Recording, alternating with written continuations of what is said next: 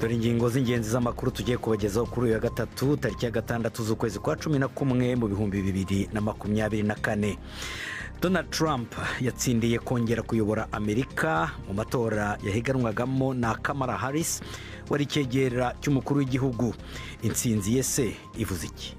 Ikintu kinini cyatumye Trump bamutora ni ibyerekeye ubukungu. Ku butegetsi bwa Biden na Harris, ibiciro by'ibiribwa by'ibiciro by'ibindi byose byarengereye cyane, nubwo hari impamvu zumvikana kuba byarabaye gutyo, ariko abaturage babona ko ibyo byatewe n'ubuyobozi butari bwiza.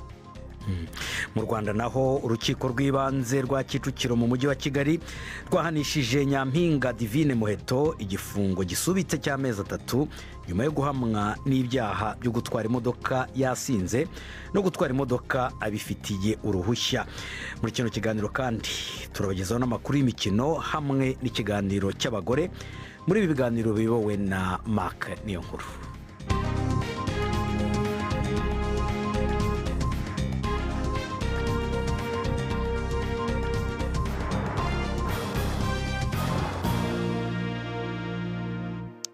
Narimbabwiye yuko ngo yahamijwe icyaha cyo gutwara imodoka abifitiye uruhushya, ahubwo atabifitiye ahubwo uruhushya.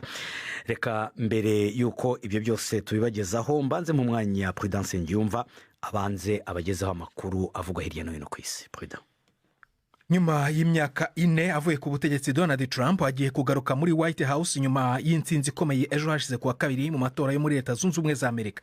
Trump w'imyaka 78 uhagarariye aba Republicans yatsinze Kamala Harris mu rwego rw'amajwi asabwa kugira ngo ube perezida wa Amerika mu kizwi nka Electoral College, ndetse no ku rwego rwo gukundwa kurusha undi mukandida popular vote. Agaruka mu ruhando rwa politike ku buryo bukomeye bwashimishije abakunzi be bukarakaza abatamushyigikiye. Intsinzi ye ikurikiye ibikorwa byo kwiyamamaza yatsindagiyemo ubutumwa bwe bw'ingenzi ku bukungu no gukemura ikibazo cy'abimukira batanyuze mu mategeko. Aba Republicans kandi banatsindiye ubugenzuzi bwa Sena biha Trump ingufu zo gushyira mu bikorwa imigambi y'ikariye. Kimwe mu bihugu bishobora kugirwaho ingaruka na politike y'ubukungu ya Trump ni Ubushinwa, bwugarijwe no kongererwa imisoro ku bicuruzwa mu gihe ubukungu bwabwo busanzwe buri mu bibazo. Minisiteri y'ububanyi n'amahanga y'Ubushinwa yasubije ku ntsinzi ya Trump mu buryo bwifashe, ariko amakuru y'itorwa rya Trump ari gusakara cyane ku mbuga nkoranyambaga zo mu Bushinwa.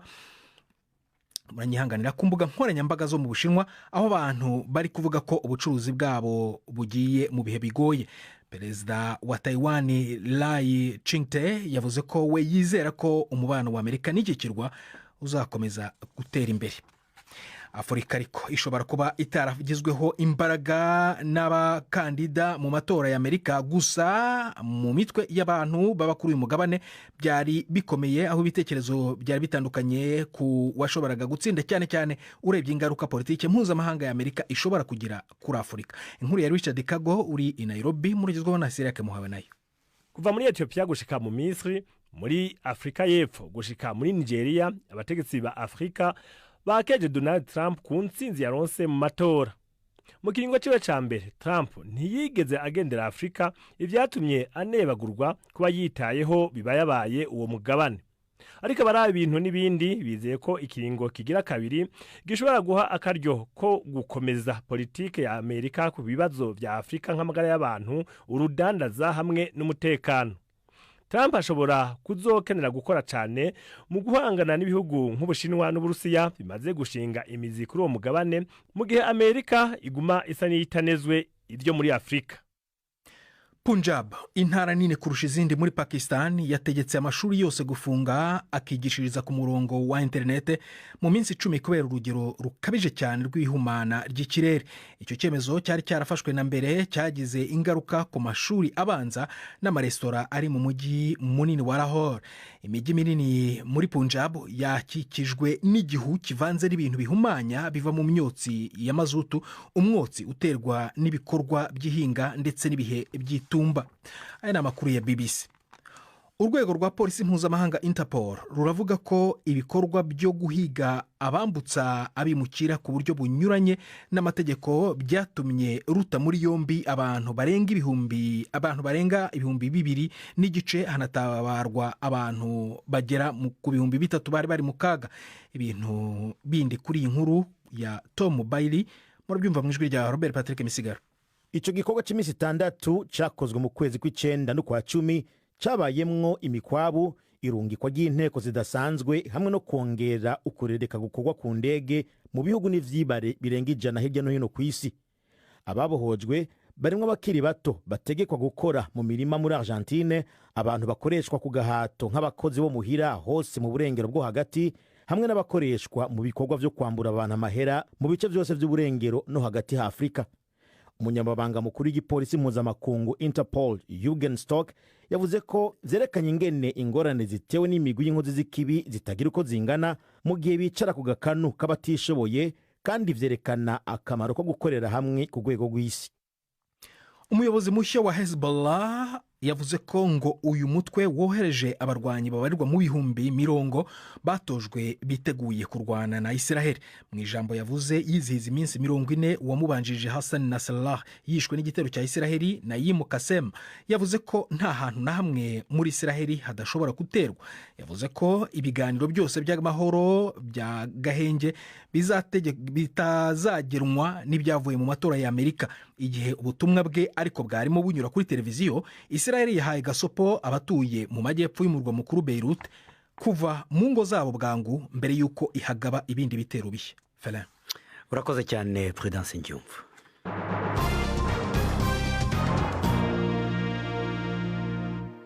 Amakuru arambuye tuyahere muri Amerika. Murabyumvise, Perezida arabibabwiye ko uyu munsi hamenyekanye watsinze amatora y'umukuru w'igihugu. Donald Trump w'imyaka 78 yatsinze Kamala Harris mu matora y'umukuru w'igihugu, haba mu nteko y'abatora bita Electoral College, haba se no kumurusha amajwi menshi. Intsinzi yari ikabikurikiye amagambo yavugaga mu kwiyamamaza yuko agiye kuzahura ubukungu bw'igihugu kandi yuko azakemura ikibazo cy'abimukira. Aba-Republican kandi Trump akomokamo batsindiye ubwinshi mu nteko nkenguzamateka. Ni inkuru mugezwaho na Robert Patrick Misigaro. Donald Trump yasubiye gukora ibitazigwa. Imyaka 8 nyuma yo gutsinda bimwe bigaragara Hillary Clinton, hamwe n'imyaka 4 nyuma yaho Joe Biden amukuriye mu kirimba cya White House, uyu yahoze ari umukuru w'igihugu aragarutse ku butegetsi. Nyuma y'intsinzi yatanguriye mu mareta yahiganirwa cyane akanaronka amajwi arutaho yaheruka, Trump yavuze ko ahakuye ububasha bw'akataraboneka bwo kurongora igihugu. Mu majambo yiwe bwite yavuze ko iki kigiye kuba ikiringo cy'ibihe vya kaka nk'inzahabu ku gihugu cya Amerika. Mu ijambo yashikirije imbere y'isinzi ry'abantu bamwakiriza amashini impundu i West Palm Beach muri leta ya Florida, Trump yashimiye abamutoye avuga ko atazobatenguha. Twese hamwe dushobora mu by'ukuri kongera gukomeza Amerika ku banyamerika bose. Bityo ndashaka kubabwira ukuntu irari ishema rikomeye. Ndashaka kubashimira, sinzabatenguha. Ejo hazaza heza ha Amerika hazaba hanini, heza kurushaho, hashikamye, hakize, hatekanye kandi hakomeye kurusha uko byigeze kubaho mbere. Imana ibahe umugisha, kandi Imana ihe umugisha Amerika. Murakoze cyane.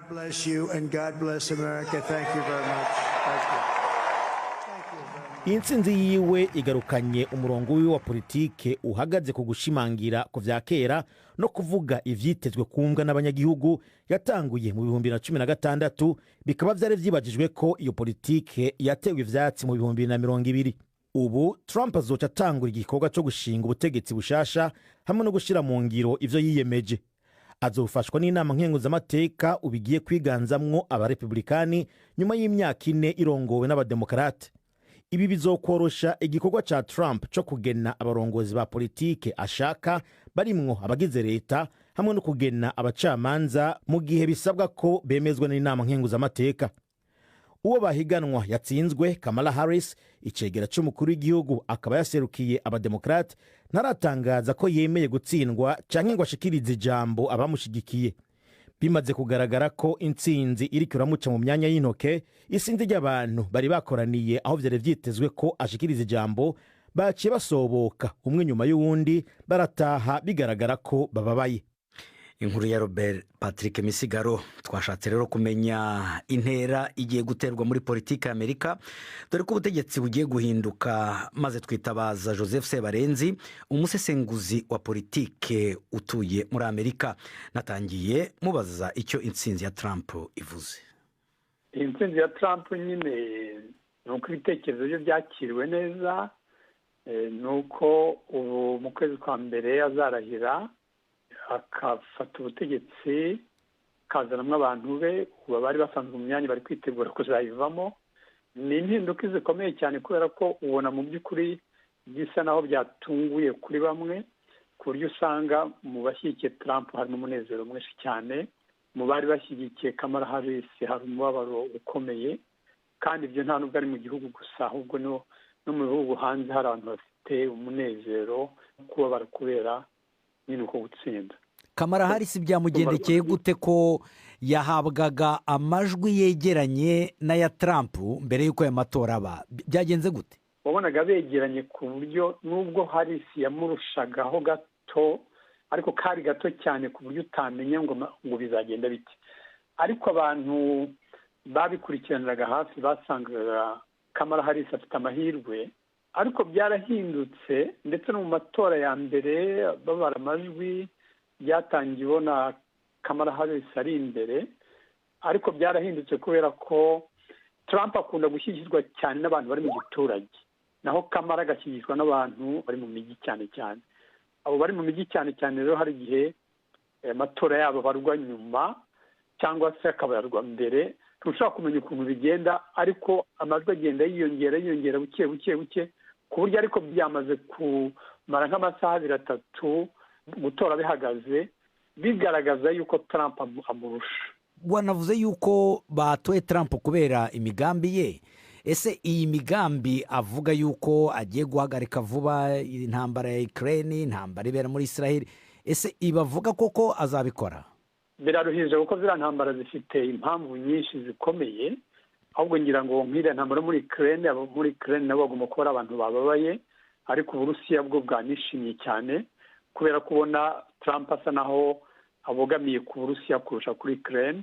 Ubona ko Trump ashyigikiye cyane abisirayeli, donc Israel kurusha abademokrate bari bayishyigikiye, ariko ntabwo wavuga ngo intambara zazirangiza, ahubwo zishobora kuzanakomera. Ariko busanzwe muri politike ya Trump avuga ko adashaka ibintu by'uko Amerika ihora muri izo ntambara zo hanze. W'icyo avuga ni uko Amerika igomba kwita ku bibazo biyireba mo imbere, ibyo byo hanze bakabyihorera. Ariko urebye ikintu kinini cyatumye Trump bamutora ni ibyerekeye ubukungu. Ku butegetsi bwa Biden na Harris ibiciro by'ibiribwa byariyongereye cyane n'ibiciro by'ibindi byose byariyongereye cyane, nubwo hari impamvu zumvikana kuba byarabaye gutyo, ariko abaturage babona ko ibyo byatewe n'ubuyobozi butari bwiza, bakibuka yuko igihe cya Trump ho ibiciro byari bimeze neza. Ibyo ni imwe mu mpamvu. Hari n'izindi mpamvu nk'ibyabimukira Trump avuga ko bigomba guhagarara akabishyiramo umurego, ariko abademokrate ukabona babigenza buke. Hanyuma kandi uyu Trump agarutse yari yaratsinzwe mu mwaka wa 2020. Ese Trump w'ubu na Trump wa mbere ya 2020 bagiye gutandukanira? Trump aracyari wa wundi, ahubwo bizatandukana nuko mbere yabaye perezida atazi ibyo ari byo, atabimenyereye, ariko ubu ngubu yagize igihe cyo kwitegura ku buryo azi ibyo ashaka, azi n'abantu yakwizera bari bo, ku buryo ibyo yiyemeje kuzakora n'ibyo ashaka koko kuzakora azabikora vuba kandi mu buryo bimworoheye. Ariko ku byerekeye personalite ye, uko ateye, politike ze ziracyari za zindi, ni wa wundi mbega, ntabwo bavuga ngo Trump wa kera n'ubu ngubu hari icyahindutse. Joseph Sebarenzi atugejeje ku isaha ya saa 12 zibura iminota 16 ku masaha yo mu Rwanda no mu Burundi. Reka mu kanya turajya mu Rwanda ndetse turajya no muri Kongo.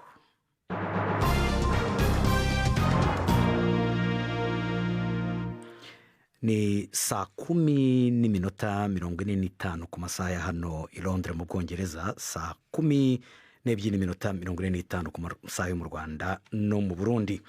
Mu Rwanda urukiko rw'ibanze rwa Kicukiro mu mujyi wa Kigali rwahanishije Nyampinga Divine Muheto igifungo gisubitse cy'amezi 3 nyuma yo kumuhamya ibyaha byo gutwara imodoka yasinze no gutwara imodoka atabifitiye uruhushya. Urukiko ariko rwasanze Muheto adahamwa n'icyaha cyo guhunga nyuma y'uko akoze impanuka nk'uko yaberwaga n'ubushinjacyaha. Uyu mukobwa wari umaze iminsi 17 mu munyururu yemereye urukiko yuko yatwaye yanyoye ibisindisha kandi yuko atarafite uruhushya rubimwemerera. Mugenzi wacu Jean Claude Mwambutsa yakurikiranye urwo rubanza. Nta numwe mu baburanyi uri mu cyumba cy'urukiko, umucamanza atangaje ko Nyampinga Divine Muheto ahamwa n'icyaha cyo gutwara imodoka yanyoye ibisindisha. Umucamanza yavuze kandi ko Muheto ahamwa n'icyaha cyo gutwara atabifitiye uruhushya. Ku byaha byombi umucamanza yavuze ko ahanishije Divine Muheto igifungo cy'amezi 3 ariko gisubitswe mu gihe cy'umwaka, ahita ategeka ko asohoka muri gereza. Umucamanza yavuze ariko ko Muheto adahamwa n'icyaha cyo guhunga nyuma yo gukora impanuka. Iki cyaha akaba ari nacyo Muheto yari yaburanye ahakana. Muheto yavuze ko yasohotse mu modoka akigira nko muri metero 100 atinya kugirirwa nabi n'abantu benshi bari batangiye kumuzenguruka. Gusa ubwo yabonaga abapolisi bamaze kuhagera, Muheto ngo yahise abiyereka kuko yumvaga afite umutekano. Abamwunganira mu mategeko bo bavuga ko guhunga ku muntu wakoze impanuka biba bigamije guhisha umwirondoro w'uwakoze icyaha. Kuri bo ibi ntibyari gushoboka kuri Muheto kuko imodoka yakoze impanuka yari yayisize aho yabereye kandi itari yangiritse. Ubushinjacyaha bwari bwareze Muheto ibyaha 3: gutwara yanyoye ibisindisha, gutwara adafite uruhushya rwo gutwara imodoka ndetse no guhunga amaze guteza impanuka. Bwo bwari bwasabye ko Muheto yahabwa igifungo cy'amezi 20 naho indishyi ku byangijwe zikazaregerwa mu rundi rubanza bishingiye ku muntu wazumva ko yahombeye muri iyi mpanuka. Divine Muheto yatawe muri yombi mu ijoro ry'itariki ya 20 z'ukwezi gushize kwa 10. Ifatwa n'ifungwa rye ryakuruye impaka nyinshi, bamwe bavuga ko igipolisi cyamwigirijeho nkana kimushyira ku karubanda ndetse akanafungwa igihe kirekire kuruta iminsi 5 isanzwe ihanishwa abatwaye banyoye ibisindisha. Divine Muheto watowe nka Nyampinga w'igihugu mu mwaka wa 2022 ntarabona umusimbura kugeza ubu kuko iri rushanwa ryahagaritswe nyuma yaho rivugiwemo ibyaha by'ihohotera rishingiye ku gitsina. Jean Claude Mwambutsa, BBC Gahuza Miryango, i Kigali. Kigali tujye i Goma muri Repubulika ya Demokarasi ya Kongo, aho ejo kuwa kabiri intumwa z'u Rwanda na Repubulika ya Demokarasi ya Kongo zahuriye mu muhango wo gutangiza igikorwa cy'ubugenzuzi bw'ishyirwa mu bikorwa by'ibyo ibyo bihugu byombi byiyemeje mu biganiro bigamije kugarura umutekano mu burasirazuba bwa Kongo. Ibiganiro biyobowe n'umuhuza akaba ndetse n'umukuru wa Angola Joao Lourenço.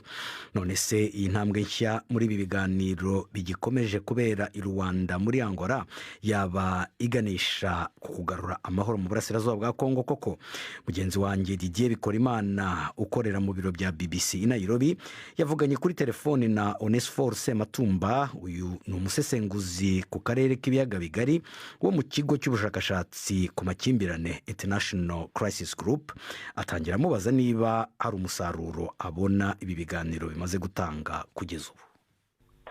Umusaruro ufatika wari waboneka muri biriya biganiro ku buryo dutekereza twe ko ahubwo bizafata iminsi myinshi kugira ngo bagere ku musaruro unogeye abaturage. Umuhuza perezida wa Angola ashaka ko perezida wa Kongo na perezida w'u Rwanda bazahura bagahuza ibiganza, ubwo akabona ko ikibazo gisa n'ikirangiye, ariko twe tubona ko ibyo bishobora kuba ariko ntibizana agahenge k'abaturage baba bategereje bamaze imyaka myinshi mu ntambara. Mubona bipfira hehe kuri mwebwe? Aho bipfira ni henshi. Ubwa mbere aho bipfira ni ukubona abaganira abaja mu biganiro batemera ko ari bo bari mu ntambara. Nta kuntu rero wazana agahenge mu ntambara y'utarwana. u Rwanda kugeza n'ubu ntabwo bigeze bemera ko bafite abasirikare nangwa ko bafite n'uruhare mu bibera mu burasirazuba bwa Kongo. Ahandi bipfira ni ukubona bariya barwanyi ba M23 bo bavuga ko aribo bari kurwana kandi bakabigaragaza kandi bakanabyemera ko bo batari buri ibi biganiro. Ubwo rero niyo Rwanda bagezaho aho bashyira umukono ku bipapuro, aba M23 bo baravuga bati sane nuzangaje pa, ntabwo bitureba, ntabwo twarebwa n'amasezerano yo tudafite mu ruhare. None ubona amaherezo azaba yawe, umuti ni uwuhe? Umuti aho nashaka kuvuga nka crisis group ntivugira, twe tubona ko icya mbere hari umutego Perezida Lourenço Angola yagombye kutagwamo. Uwo mutego ziriya mpaka za Kinshasa na Kigali, bamwe bavuga bati FDLR Kigali ibwira Kinshasa iti mubahashe mubamare, natwe tuzareba za ngamba ko twazikuraho. Kandi ubona ko nyine ziriya ngamba bavuga ariyo bari abasirikare ibihumbi bafite muri Kongo na ziriya ntwaro ziteye ubwoba, ibyo tuzabikuraho n'abasirikare bacu bazavayo ari uko mumaze FDLR. Ni umutego kuko ntabwo bishoboka. Igishoboka ahubwo ni uko umuhuza yagombye kubwira buri ruhande ko bitemewe gukora ibyo bakora. U Rwanda ntabwo rwemerewe gushora abasirikare barwo mu gihugu cy'igituranyi. Ni amakosa mu mategeko mpuzamahanga, ni amakosa, ntabwo bagombye kubiganiraho. Namwe rero bakongomani mumenye ko bitemewe gushyigikira imitwe, nta nubwo mwemerewe gukoresha insoresore muhereza intwaro n'amafaranga kugira ngo yishore mu ntambara. Bavanyeho uwo mutego, noneho basigara baganira bati turapfike. Onesphore Sematumba, mbere yo kujya mu mikino reka mbanze mbahoshye ku runana rw'ejo. Mu kiganiro runana cyo kuri wa kane twabateguriye. Wiriwe neza nye, amakuru se ko mbona umpamagaye bwije? Hari icyo nshaka kukubwira. Yego. Kandi numvaga nakikubwira nzi neza ko aya masaha watashye wageze mu rugo nawe utuje. Nta kibazo rwose nguteze amatwi. Sorry, urabizi neza ndakubahura umuntu mukuru, ariko wihangane nkubwire iki kintu kimwe, nubwo cyasohoka nkaho rwose kirimo agasuzuguro unyihanganire. Sorry, ndakwiyamye. Uti ngo icanye? Ni 12:45 kuri BBC. Na hejo rero ntimutangwe, reka noneho tujye mu mikino na Yves Bucyana. Mwereho neza, mpere mu Rwanda. Shampiyona y'umupira w'amaguru irakomeje. Ku munsi w'ejo Gasogi United yatsinze Kiyovu Sport 4-3, ari nawo mukino wonyine wabaye. Kiyovu Sport ikomeje kuba ku mwanya wa nyuma n'amanota 3 ku munsi wa 9 w'imikino, mu gihe Police ari ya mbere n'amanota 15. Ku munsi w'ejo Police nyine izasura Mukura ihuye, naho ikipe ya Vision ikine na APRFC. Abakunzi ba Ruhago kandi baracyarindiriye uko ikibazo cya APRFC yakinisha abakinnyi b'abanyamahanga benshi kurenza umubare wemewe gikemurwa n'urwego rubishinzwe rw'umupira w'amaguru mu Rwanda. Hagati aho APRFC yirukanye uwari ushinzwe imicungire n'imibereho by'ikipe Eric Nazinda ku bw'ayo makosa yabaye ku mukino APRFC yanganyijemo na Gorira 1-1. Ku mugabane w'Uburayi, amakipe akomeye Real Madrid ifite igikombe cya Champions League na Manchester City ifite ibikombe 4 bikurikiranye bya shampiyona y'Ubwongereza yaraye asuzuguwe cyane mu mikino ya Champions League. Real Madrid yatsinzwe iwayo Santiago Bernabeu bitego 3-1 na AC Milan yo mu Butaliyani. Iyi ntsinzwi ije ikurikira gutsindwa 4-0 na Barcelona kuri icyo kibuga muri shampiyona. Manchester City yo yagaraguwe na Sporting Lisbon yo muri Portugal, yayikubise ibitego 4-1. Umutoza wa Sporting Lisbon Ruben Amorim witegura gutoza Manchester United yari yateguje abafana b'ikipe ye nshya kutamubonamo Sir Alex Ferguson wabo mushya mu gihe yatsinda Manchester City. ubu ikipe imeze neza ni Liverpool yaraye inyagiye Leverkusen ibitego 4-0 mu mikino iri bukinwe uyu munsi. Inter Milan irakira Arsenal maze iminsi idahagaze neza. Kapiteni wa Arsenal Martin Odegaard ashobora kugaruka nyuma y'imikino 12 yose ari hanze kubera imvune. Arsenal ifite inota rimwe gusa mu mikino 3 iheruka ya shampiyona yo mu Bwongereza, byatumye imanuka ijya ku mwanya wa 5. Naho muri Champions League ho yatsinze imikino 2 inganya umukino umwe. Ayo niyo y'imikino nabahitiyemo uyu munsi. Gendi Yves Bucyana. Arakoze Yves Bucyana. Turimo turasatira umusozo. Noneho tujye mu kiganiro cy'abagore uyu munsi. Gildas Yuhundimpundu araganira n'umugore wanze gutwarwa n'umuco w'aho hatuye maze akora umwuga wo kubaza ari nawo umutungiye umuryango.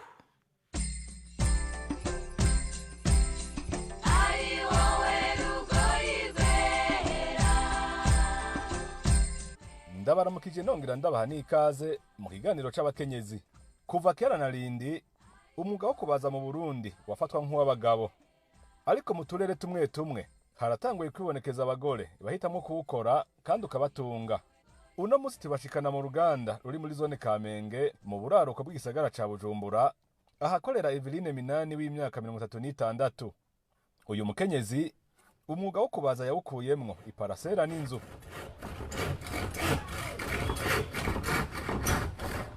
Aha Eveline Minani ariko arahimbura urubaho akoresheje umusumeno kugira akore urugi.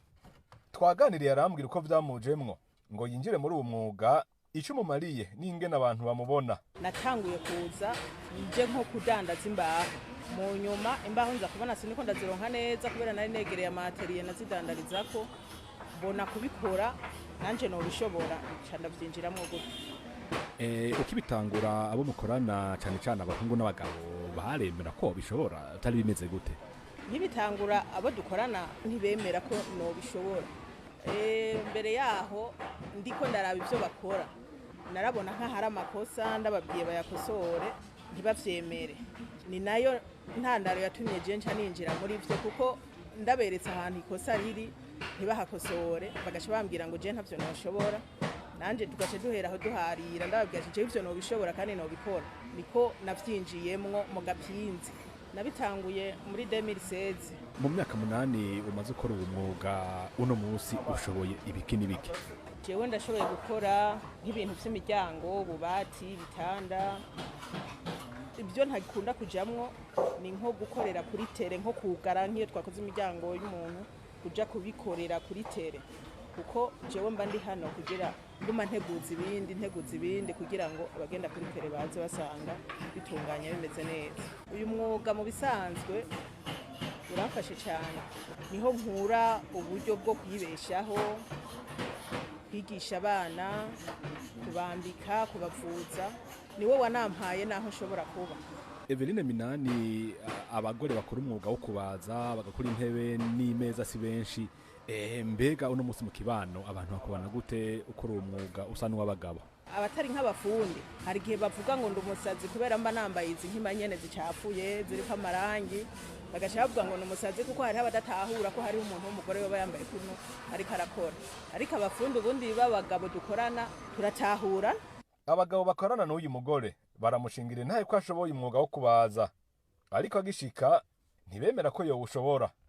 Norubere Ndikumana n'umwe muri bo. Ni mu mama ashoboye, biranadutangaza ukuntu ashoboye akazi. Hari n'abantu babaga barusha ngaho. Nabimenyeye kubona abantu b'abagore ibintu byo kubaza atabyo bashobora cyane kubera ari akazi k'ingufu nyinshi. N'umukoresha wa Eveline Claude Hichiburundi arashima akazi kose akora, jewe kugera kuri no saha nta na kimwe ngaye. Arakoze Gildas Yuhundimpundu kuri iyo nkuru yatugezagaho. Ikiganiro cyari ryagarikiwe na Mark niyo nkuru. Twafashijwe kandi na Masud Ibrahim mu buhinga bw'ibyuma. Mwari kumwe na Ferenga Kwaya na Hejo.